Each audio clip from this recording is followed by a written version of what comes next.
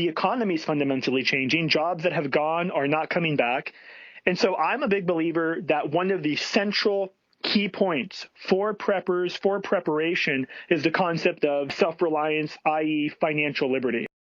As a responsible person with growing concerns for your privacy and personal liberty, you want to know where we're headed and what you can do about it.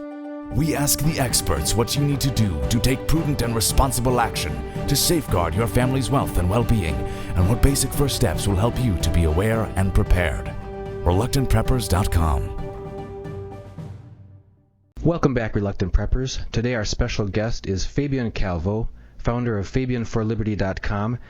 He's been a candidate for state legislature. He's an author of multiple books, especially on the area of real estate, but other topics regarding liberty and finance. He's here today to talk with us about ways that we can increase our options for resilience of our family's livelihood and income so that we're not entirely dependent on the wage system for our sustenance. Fabian, thank you for joining us. Hey, thanks for having me on. So a lot of our viewers are still very much involved in the traditional career wage earning paradigm, and yet they sense that there's not real security for them. And of the various ways that people can increase security, we were hoping that you could enlighten us a bit about ways that people can broaden their options for income so that they're not entirely so dependent, but more independent from this wage paradigm. Yeah, I mean, it's a really great question to be asked. I think that most people are caught in what's often referred to as a normalcy bias, really because of conditioning I think most of us had growing up, which is, when I grew up, I heard from my parents, go to school, get a good education, then try to get a good job that you could basically work there until you retire. Well, I think everyone in the audience knows that paradigm has fundamentally changed. And I think there's a wealth of economic information that, the economy is fundamentally changing. Jobs that have gone are not coming back. And so I'm a big believer that one of the central key points for preppers, for preparation, is the concept of self-reliance, i.e. financial liberty. And, it so happens that I think we live in a world still where people can begin to earn a living doing what they love to do. I mean, I can't tell you how many different programs that I'm interviewed on where we have, people that might have a financial channel, might have an economic, and this is just one example, right? Where they have a financial channel, a channel on prepping, whatever it may be. A couple years back, they were in the job paradigm. Then they said, you know what? I want to focus on what I really love to do. And I'm going to go out there and I'm going to build something. And they've built it. And now they have a career doing what they love to do. I think that's within reach of all of us that really want to go for it.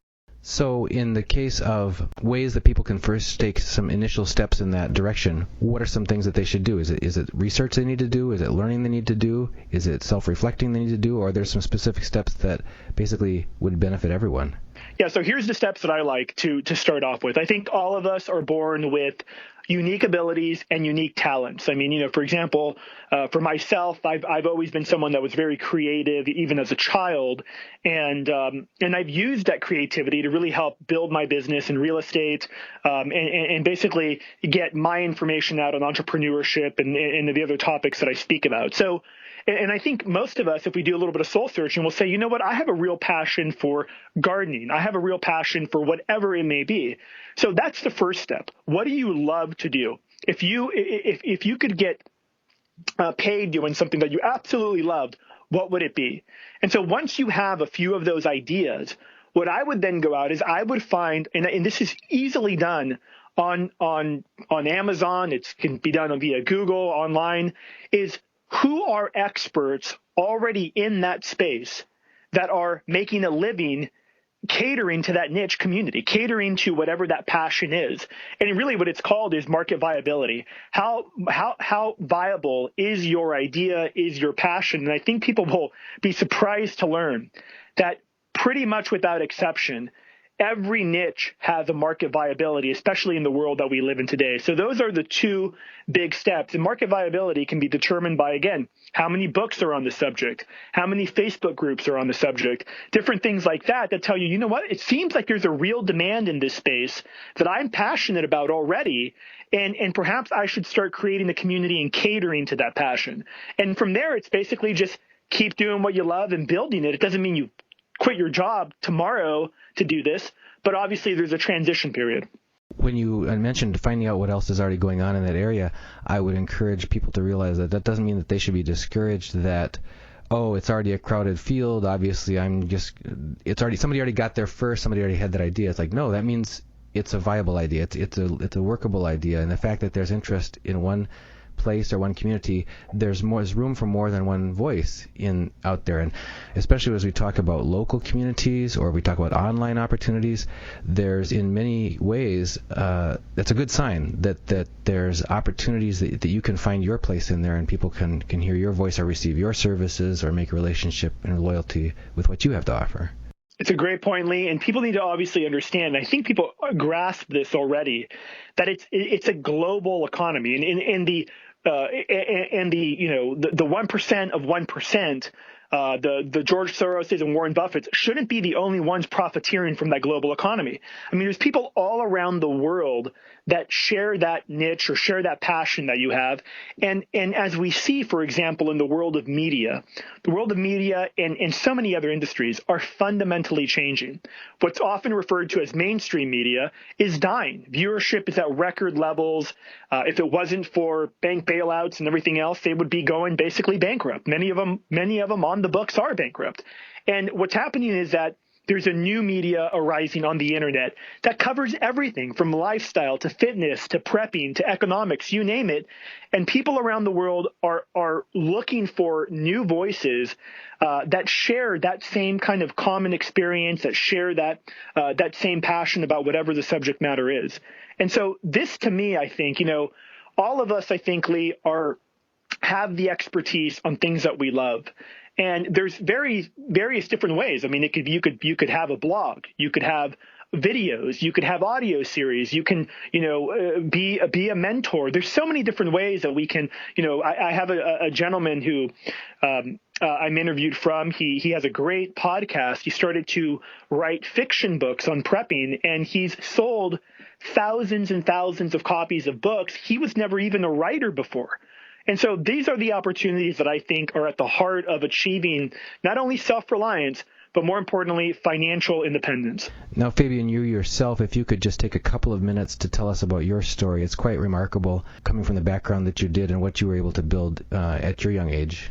Certainly. I mean, I was someone that was absolutely stuck in the job paradigm. I bought into the go to school, get a good job, and while I was at college, I just felt this isn't for me. I dropped out of college, and I remember in one summer I had 7 different jobs, from working at a clothing department store to working at a pizza place, working at Xerox Corporation, and it just really I just didn't like it. I was my creativity was stifled. I was basically working for somebody else, and I just as they say, I wasn't feeling it. And so I started to look around, and I said to myself, well, who are the people that are living a lifestyle that I want to be able to live, where I'm my own boss, I make my own hours? And that experience, for me at least, it was other real estate investors. So in my early 20s, I dove into real estate investing. I've been a real estate investor for over 10 years now. And in the 2008 crash, leading up to it, I had thousands of rental units. I was able to sell many of them, but like a lot of investors, got hurt in 2008. But after that, I applied the knowledge I had about economics, the knowledge that I had built and have taught myself about real estate investing, and I really doubled down in the industry and was able to create my company, The Note House, and have achieved a tremendous amount of success. And that's why, I guess in my own experience, Lee, I'm so that's what makes me so passionate. I understand that everybody's going to be a real estate investor, and they don't have to be. That's not obviously the only path to go down. There's so many different paths, and we've mentioned a few. For me, it was a good path.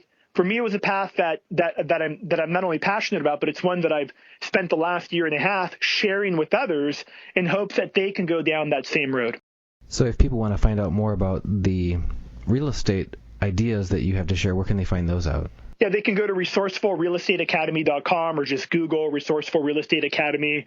If they opt in, I have a free video series. I believe it's 6 videos that basically cover the opportunity, common myths, and because there's a lot of myths when it comes to real estate investing that are just not true. And one of the biggest ones is that, you need to take on debt in order to invest in real estate, or that you need, money to invest in real estate.